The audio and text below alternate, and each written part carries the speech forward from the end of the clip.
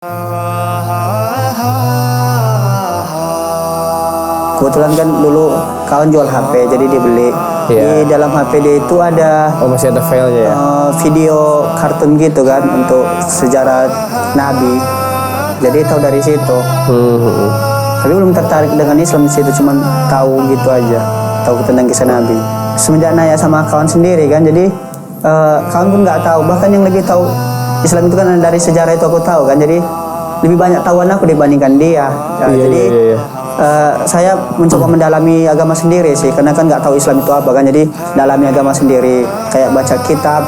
Dari kitab kami itulah, kayak Alkitab kami itu saya baca, ternyata banyak yang bertentangan di dalam itu. Itulah yang membuat saya mau masuk Islam.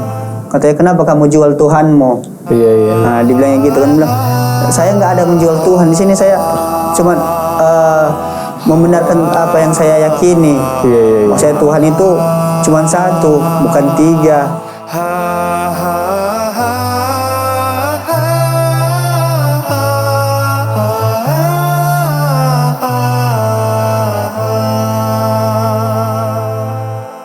Akhirnya masuk Islam itu di Riau sana? Ya, di Riau. Habis itu kemana lagi? Selesai terus sekolah habis sampai selesai tamat SMK. Kebetulan dulu ada cita-cita mau ngambil kedokteran kan, jadi ada satu beasiswa, bahwasanya dapat masuk kedokteran itu tanpa tes dan dapat beasiswa dengan hafalan 30 juz. Oh, dengan syarat hafalan. Hafalan 30 juz. Jadi anak mintalah ke Ustadz Ana untuk mondok 1 tahun kan, kayak khusus tahfiz Quran.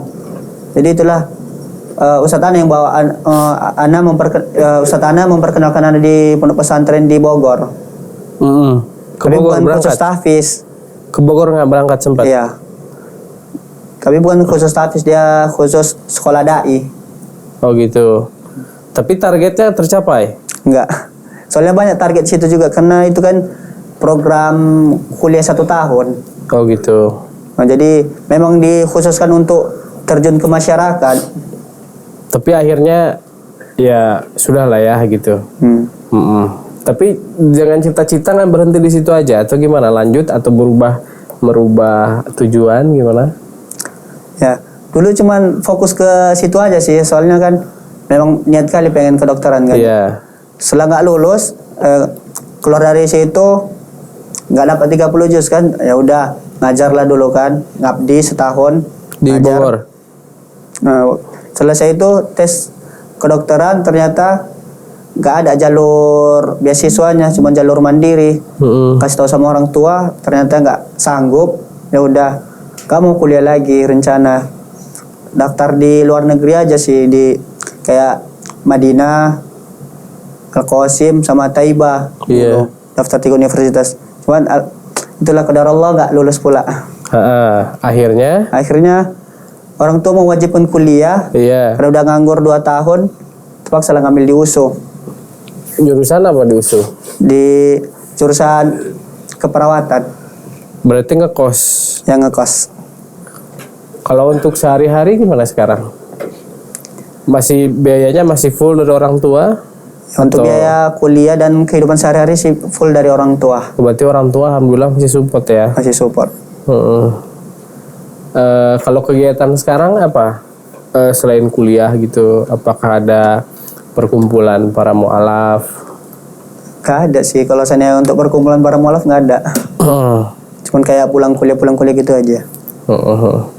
Kalau pulang kampung gimana? Maksudnya kalau pas lagi pulang ke Riau, kan ketemu lagi sama orang-orang yang lama, atau bahkan mungkin ketemu sama orang yang mencemooh orang tua gitu di gereja tadi, itu pernah nggak ketemu langsung gitu? Pernah. Akan orang yang cemooh orang tua itu langsung cemooh saya juga, akan waktu pulang kampung itu pernah. Katanya, ngapailah kamu masuk Islam? Sedangkan di Ka'bah itu aja pun, di atas Ka'bah itu ada salib katanya. Nah, gitu katanya kan. Katanya kalau misalnya orang Islam itu sholat pakai sarung, nggak pakai apa-apa lagi dalamannya, katanya gitu. Katanya, mana ini buktinya? Saya kan kebetulan pakai sarung kan, pakai celana. Ini buktinya saya pakai celana. Nah, justru di tempat kami itu kalau misalnya kami sholat nggak boleh celana itu di atas lutut. harus iya. menutupi Aurat, lutut. ya? Tapi itu udah biasa lah ya kalau hal itu ya. Kalau hal itu udah biasa gitu. Kalau kisah apa di sekarang kan berarti berapa tahun tuh? 2 tahun di sini ya ngekos ya? Ya udah 2 tahun. Berarti tiap tahun pulang. Ya tiap tahun. Kemarin Lebaran Biasanya kalau lebaran nggak pernah pulang sih. kenapa? Soalnya di rumah kan nggak lebaran juga. Ah iya ya. Nah, jadi nggak bisa pulang juga. Terus biasanya kalau kami dari kampus kan cuman seminggu dikasih libur. Iya. Jadi ongkos dari sini aja udah mahal. Sama kayak habis waktu di jalan aja sih. Jadi nggak pulang kampung. Berarti kalau Lebaran pulang sendiri di momen kos. apa? Pas libur semester. Libur semester. Berarti kalau Lebaran ya balik kampung pun kan nggak ada Lebaran ya Iya. kan? Orang mayoritasnya bukan Islam kan? Ya. Jadi Lebaran di sini aja. Ya lebaran sendiri di kos. Terus Lebaran sendiri di kos. Itu rasanya gimana tuh? Maksudnya kan Lebaran kalau kita kan keluarga alhamdulillah muslim gitu kan, sekeluarga. Jadi momen Lebaran itu kumpul sama keluarga kan. Ini gimana? Lebaran tapi sendiri mau ngajak keluarga tapi keluarganya nggak Lebaran gitu. Ya pasti sedih lah kan. Soalnya keluarga kita nggak lebaran sama keluarga. Ya sedih sih. Itu aja.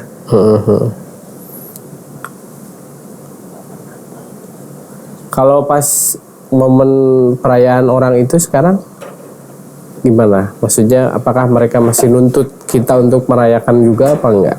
Oh, alhamdulillah orang tua ngerti sih. Ngerti saya bahwasanya nggak boleh mengucapkan itu pun taunya orang tua. Iya. Nggak pernah mengucapkan juga. Kalau saya lagi di rumah pun pas Natalan orang itu ya jaga rumah aja. Udah itu aja sih. Soalnya orang tua udah ngerti juga sih masalah Islam ini. Jadi kalau pulang kampung ada masjid nggak atau sholat di rumah gitu? Alhamdulillah ada musola sih di situ. Berarti ada orang Islam juga. Ada sekitar kalau dibilang hitungan kakak pun cuma 8 kakak. Itu yang mualaf juga di situ nggak? Enggak, Atau memang orang Islam. apa kalau kumpul sama orang Islam sendiri yang sikit itu? Kalau cerita-cerita. Ya paling kayak bahas masalah Islam. Terus kadang pun nggak ada bahas apa-apa. Soalnya aku lah yang hidupkan musola itu. Oh justru orang yang Islam udah lama pun nggak apa ya istilahnya nggak ramai juga gitu ya. Iya. Pernah diskusi nggak sama orang itu kalau lagi di musola gitu?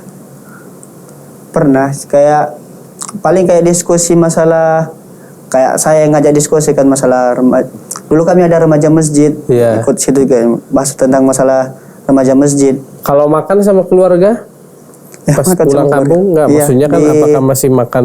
Nggak, apakah- alhamdulillah keluarga nggak makan itu sih, nggak makan yang kayak yang haram gitu. Iya, Satu iya. dua nggak makan.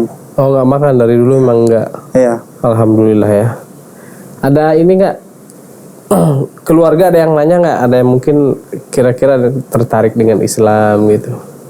Alhamdulillah dulu adek mau masuk Islam kan, kayak ada yang perempuan.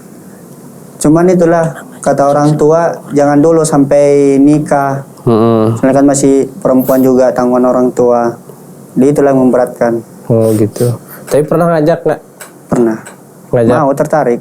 Semua adik-adikku semua tertarik. Oh gitu. Cuman karena masih di bawah naungan orang tua kan, masih belum bisa ngambil keputusan. Orang tua sendiri pernah diajak? Pernah. Apa katanya? Alhamdulillah pernah kayak mama ataupun ayah saya pernah saya ajak. Kalau ayah saya alasannya ya sama-sama memuji Tuhan ya kita, cuman caranya yang berbeda. Nah, itulah alasan orang tua saya. Jadi saya bilang kan, memang beda caranya, cuman tetap aja loh gak diterima kalau seandainya kalian kayak beribadah itu kan gak keterima sama Tuhannya, soalnya beda Tuhannya. Biarpun kata kalian sama Tuhannya, tetap beda Tuhannya. Soalnya Tuhan kalian itu Yesus, Tuhan kami itu Allah. Nah, kalau seandainya mama saya sendiri pernah ngajak kan, cuman alasannya itu nggak mau karena kan nggak pandai membaca. Nanti katanya disuruh baca Al-Quran lagi. Oh gitu. Tapi kita doakan ya. Mudah-mudahan keluarga semua Allah berikan hidayah dan masuk Islam ya.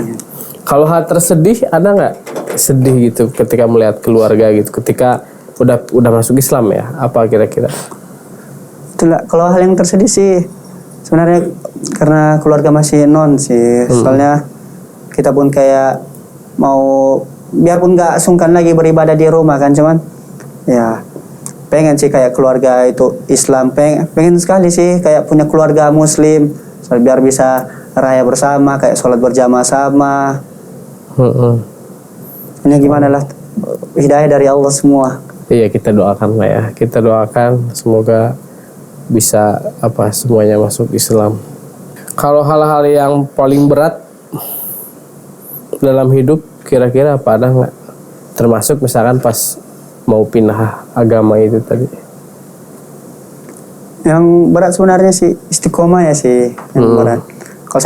Kalau Islamnya nggak terlalu berat sih, soalnya insya Allah sih istiqomah di Islam, cuman kayak mempertahankan akidah keislaman itulah. Soalnya kan kayak beda pemahaman, banyak pemahaman masuk, jadi itu sih yang berat. Berarti sekarang kan teman-teman banyak di kuliahan? Banyak, alhamdulillah banyak. Maksudnya yang dari non ke Islam banyak? Nggak ada. Nggak ada? Nggak ada. Berarti kalau berkumpul sama kawan-kawan? Alhamdulillah kawan-kawan Muslim semua, cuman satu yang non. Berarti gimana sekarang cara menguatkan agar istiqomah? Ya sebenarnya apakah sering ke kajian atau nonton atau gimana? Kadang dengar-dengar kayak ceramah Ustadz Khalid ataupun ya membangkitkan diri sendiri sih, kayak sering-sering ke masjid ataupun ngaji, motivasi diri sendiri. Iya. Berarti itu ya tantangan besar kalau istilahnya orang mengucapkan kalimat syahadat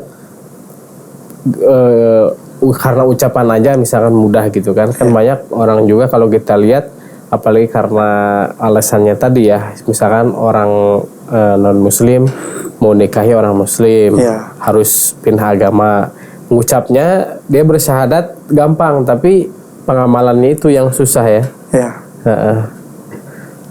Kemudian apa kira-kira pesan untuk orang muslim sendiri lah, apalagi ketika pas SMP tadi ya, kita mau tahu Islam tapi kita nanya sama orang Islam nggak banyak tahu gitu. Apa kira-kira pesan saya sih kalau untuk orang muslim sendiri, itulah kita kalau seandainya udah muslim ya minimal kita tahu lah tentang agama kita sendiri. Seandainya kalau ada orang bertanya tentang agama kita, seandainya kalau ada yang orang mau masuk Islam, jadi kita bisa menjelaskan biarpun sedikit, itu udah bisa memotivasi dia untuk masuk Islam. Nah, seperti ya kadang kita juga harus ngasih contoh, jangan sampai seperti kayak mualaf-mualaf ini yang memberikan contoh kepada orang Islam sendiri. Hal-hal sepele seperti kayak sholat kan, ya kadang orang mikirnya ngapain lah kamu sholat, sedangkan orang Islam sendiri pun nggak sholat. Itu sih biar setidaknya orang muslim sendiri tahulah dia agamanya itu apa. Sekarang kalau pesan untuk orang-orang yang mu'alaf lah kita bilang, apa kira-kira yang mau dikatakan supaya kita termotivasi semua gitu? Maksudnya untuk orang-orang mu'alaf sendiri, ya tetaplah istiqomah dengan agama yang kita pegang. Karena yang kita belum tentu semua orang itu mendapatkan hidayahnya. Ya kitalah orang-orang yang beruntung yang telah diberikan hidayah oleh Allah Subhanahu wa taala. Karena kan mendapatkan hidayah itu enggaklah semudah yang kita bayangkan. Banyak orang di luar sana memang masuk Islam cuman sebatas KTP dia saja. Tidak tahu dia tentang apa itu Islam. Jadi kita adalah orang-orang yang beruntung sebenarnya yang mendapatkan hidayah-hidayah Islam ini. Kalau menurut antum, siapa orang yang paling berjasa dalam membantu akhirnya masuk Islam gitu? Karena kalau orang yang paling berjasa itu ada satu kawan saya. Kebetulan mamanya itu dulu seorang mualaf juga. Jadi kadang sering ikut sama dia kan, bareng sama dia. Akan dulu pernah nginep di rumah orang itu. Jadi dia yang orang paling berjasa. Soalnya sama dia saya cerita bahwasanya saya mau masuk Islam, dia yang nyarikan ustadznya, dia yang sediai semua. Apa sekarang kalau dia nonton apa yang mau dikatakan? Alhamdulillah sih, terima kasih banyak, jazakumullah khairan kepada kawan saya. Dia sekarang lagi ngajar juga. Dia sempat mondok di tempat saya dulu. Nah, jadi dia lagi ngajar di situ juga.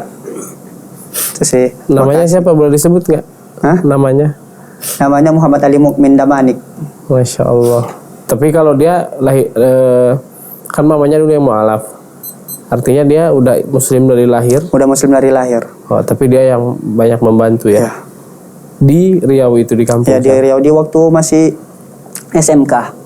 Masya Allah. Itu sama-sama magang kan, jadi satu tempat kos waktu magang. Masya Allah. Harapan untuk keluarga sendiri lah. Harapan untuk keluarga, ya mudah-mudahan Allah memberi hidayah lah kepada keluarga. Semoga bisa masuk Islam di dalam lubuk hati mereka. Bahwasanya itu Islam itu adalah agama yang benar. Baik, Masya Allah, makasih ya. Terima kasih atas pengalaman kisahnya. Mudah-mudahan kita termotivasi ya. Masya Allah, tadi seorang muslim yang pesannya adalah pahamilah agama sendiri, dan juga yang menjadi mu'alaf semoga istiqomah dalam menjalankan agama Islamnya ya. Insya Allah. Baik, jazakallah khairan ya, dan kami ucapkan terima kasih banyak, semoga bermanfaat ya. Baik sahabat semua, itulah kisah dari Farhan ya, yang tentunya mudah-mudahan dapat motivasi kita semua, dan saksikan kisah-kisah lainnya di Jalan Hidayah.